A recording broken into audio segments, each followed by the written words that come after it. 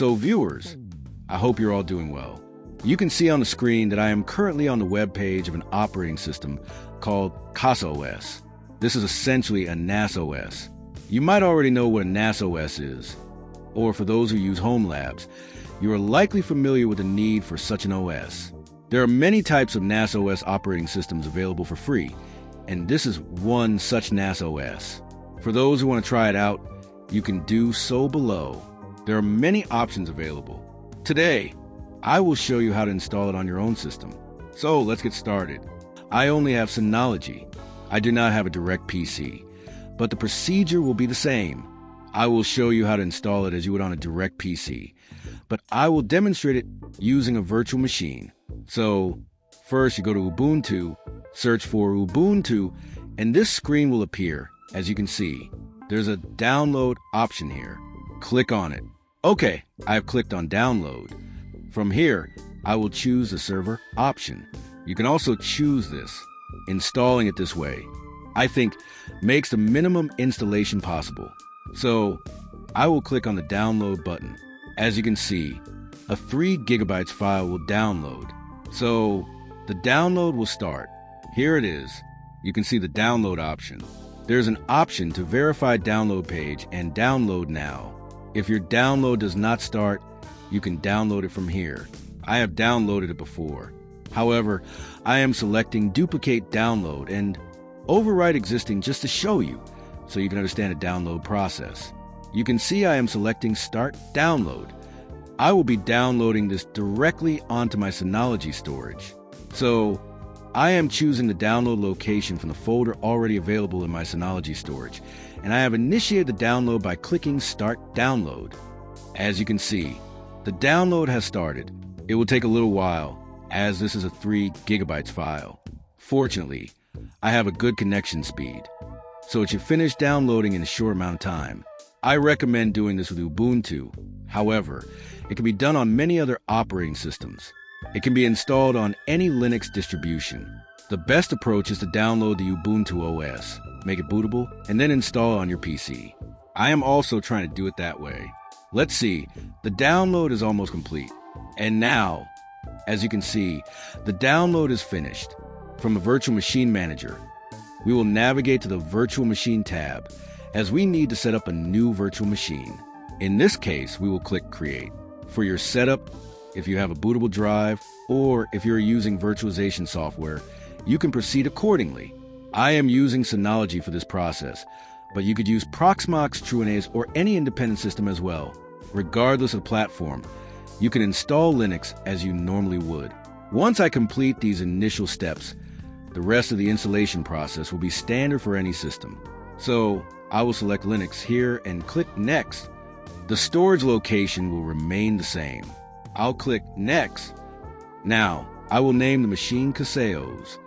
I'm increasing the CPU core count slightly, but please make sure to use your available hardware resources appropriately. As for the memory, since I have 16 GB of RAM, and this is for a tutorial, I will allocate 8 GB. Next, I will change the video card settings. For Linux, it is always recommended to select VGA or mga to ensure better compatibility and avoid any potential issues. For the virtual disk, since this is for a tutorial, I don't need much space, so I will set it to 50 GB. Please allocate disk space according to your needs. For the network configuration, I will keep the existing setting and proceed. I cannot select the network ISO directly here, so I will navigate to my SSD, open the Downloads folder, and select the Ubuntu ISO file that I previously downloaded. Now I will mount the file. Additionally, I'll mount the Synology guest tool. I will set the auto start option to no. All other settings look good, so I will click Next. Next, I will select the admin user permissions and click Done to finalize the setup. This concludes the setup on Synology. If you are installing this on an independent PC, the subsequent configuration steps will begin from this point. If you make bootable USB, then you just make it from Rufus. The way it is made bootable. From here, you download the software. Search for Rufus, download the software. From there, just use this software to make a boot disk for Ubuntu. And there is really nothing else to do. Then the way I show, you'll proceed. So you can see that my Ubuntu try or install option has appeared. In your case too, when you make a boot disk and start the process, it will appear exactly like this. From here, the independent installation process starts. So you can see a lot of, let's say, gibberish text appearing on the screen.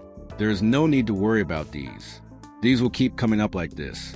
For a while, this kind of option will appear. After it comes up, what you will do is, there are some commands. You can pause the screen for a bit to check them. I will try to include them in the description. So here you can see that it is starting. It is getting ready for Ubuntu Server. It shows connecting to the server. Okay, so here it is asking which language should be selected for the installation. So I will keep the default English that is currently there. I have no new settings to change here. Whatever is there will remain. I am selecting Done. Here from the top, there is something you need to look at. Since I will not use the standard Ubuntu, I don't need this option. I will use this option, Ubuntu Server Minimized. It will be better for me. You can also use that option. So what I will do here, using the tab button, if you press it once, you can see that the second option is selected. You see, the cursor is blinking. So it comes here, and after that, if you press the space bar, it will be selected. Then press the tab button to move down. Down there, you will see the Done button. Click on the Done option. Here, after arriving at this screen, if you have a dynamic connection, then you won't have to do any work here. And since I am not using dynamic DHCP, I have to do the configuration here. So I will do the IPv4 configuration. I have to manually configure IPv4 here. For the name server, we will enter a DNS address here. I'm entering 1.1.1.1. We won't change anything else here, and we'll save it. Our connection is established. Let's select Done here. We won't enter any proxy address here. We will leave it blank. From here, our installation will begin. To see if the installation has started, we can... Actually, it hasn't started yet. The packages, let's select Done from here. Continue. We have set it to use an entire disk here. It is asking for some options. We'll just keep it default and select Done. And we won't make any changes here. We'll select Done. Confirmed Continue. Yes, we'll select Continue from here. Now, it's asking us to choose a username here. Since I'm making a tutorial, I'll provide a basic username. I'll enter my own name, Wahid, and for the server name, I will also enter Wahid. I'm keeping them the same. For pick a username, I will use the exact same username. Now, to choose a password. Since this is for a video, I won't go with a complex password. I'll just use 1234567 I need to confirm the password here, so I will enter the same simple password and select Done. Here, I actually want to choose Skip for Now. You can see two options here, Skip for Now and Enable Ubuntu Pro. I want to go with Skip for Now. My recommendation would be to choose Skip for Now. The rest is up to you. You can choose the Pro option if you prefer. We'll select Continue from here, Continue. And for Install OpenSSH Server, you can choose to enable this or keep it disabled. I will keep it disabled. Okay, let's select Done here, and the installation will begin. As you can see, it says at the top that our Ubuntu installation is complete. Right here. Let me change the pointer color to show you clearly. Here, Ubuntu installation is complete. And at the bottom, we have Reboot Now. So, what we will do now is click on Reboot Now and reboot our Ubuntu system. After rebooting, our actual installation will begin, meaning the installation of Casas. Now, we see the prompt. Please remove the installation medium, then press Enter. In that case, if you have created a bootable flash drive, what you will do is remove that bootable media. Here, I am closing this window and performing a forced shutdown because I need to remove the bootable media. So, I'm going to edit the settings. Since I am working on a virtual machine, I don't have any other option but to do it this way. In your case, what you'll do is simply unplug your bootable media, whether it's a USB flash drive or something else. You should remove it, okay? So, You can now see that the Ubuntu system we installed for casaos is starting up. In your case, this boot sequence will appear on your monitor. If you are setting it up virtually, it will look like this. And if you are using a method similar to mine, you can access it through your own gateway. So, for the Wahid login prompt, it is asking for the username. But before that, some package updates are running here. We can see that some package updates are in progress. We will have to wait a bit until this process is finished. In your case as well, please do not rush this part. You need to give it some time even after the installation so that everything sets up properly. Just wait, let's wait here. The username I had set is Wahid. I am entering the username, and the password was from 1 to 8. I will press enter. So now what we need to do next is, for Casa, we will copy the command from here. There's a copy button here. A very small copy button is located right here, and we can copy it using that. I have already copied it, and what I will do is paste it into a text file. The purpose of placing it in a text file is that I have to type it manually because there is no way for me to paste it directly into this terminal. So what I need to do here is type it out. Okay, now we are pressing enter. It is asking for the password for authentication. We will enter the password. Okay, enter. So that was our part of the task. Now the installation will begin.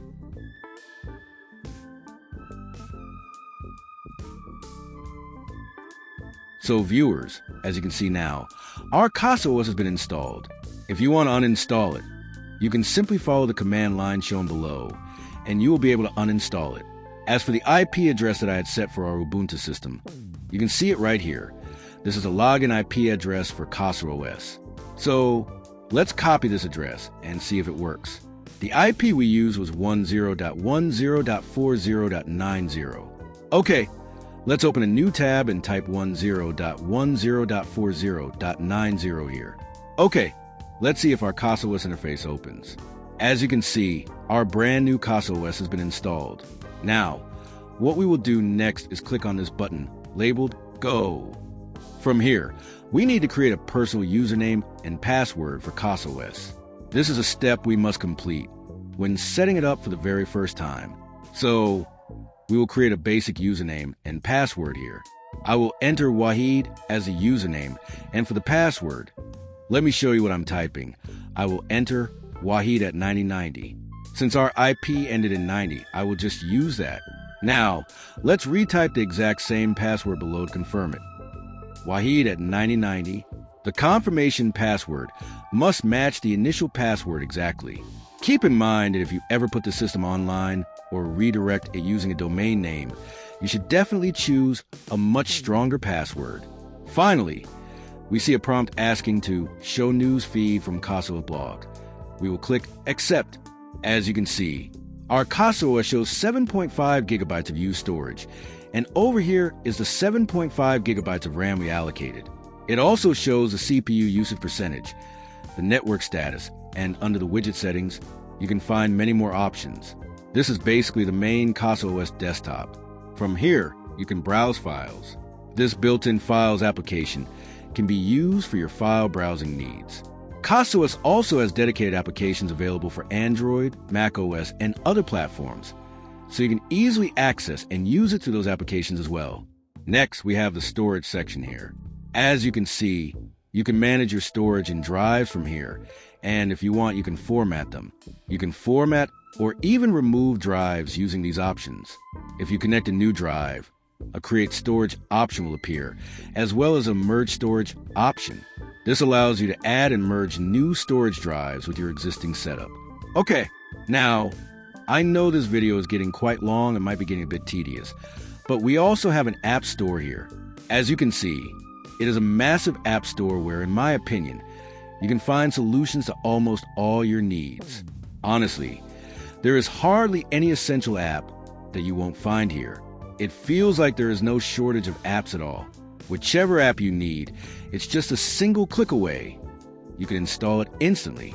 For example, we have WireGuard here, and then there's Unify, Uptime Kuma, and whatever else you might need. Everything is available here, including Tailscale. You don't need to know any complex steps. Just a single click, and it starts installing. As you can see, the installation has already begun. Let's click Continue in background and head back to the App Store. There are actually so many options here. For example, there's AdGuard. If you want to install AdGuard, click Continue in background. Now both are installing. My first one is already installed and is ready. As you can see, it's asking to log in. So this is basically an option that it's asking to log into Tailscale. If you set it up correctly, you won't encounter any errors anywhere. I can assure you of that much. If you follow the steps exactly as I have shown you, you shouldn't face any issues or errors at all. Now, you can see that AdGuard is set up. In a future video, I will try to show you how AdGuard functions after installation and whether it runs smoothly here. The App Store has a massive capacity and offers a wide variety of applications. From here, you can get everything you need for your preferred home lab server. For instance, here is Dashy, which is a very useful application. As you know, for those of us who use home labs, Dashy is a very essential tool. Honestly, the list goes on and on. For example, there's Cloudflare Web, which you can also install for Cloudflare-related needs. So there's a massive range of applications available here, covering whatever you might need. However, keep in mind that your PC configuration should be decent enough to properly run and operate these applications. So, I hope this video helps address your general questions and guide you on how to set up the system, and that you found it helpful. If there's anything else you'd like to know, please feel free to leave a comment letting us know where you might need more clarity, what you need to know, or what else you would like to learn.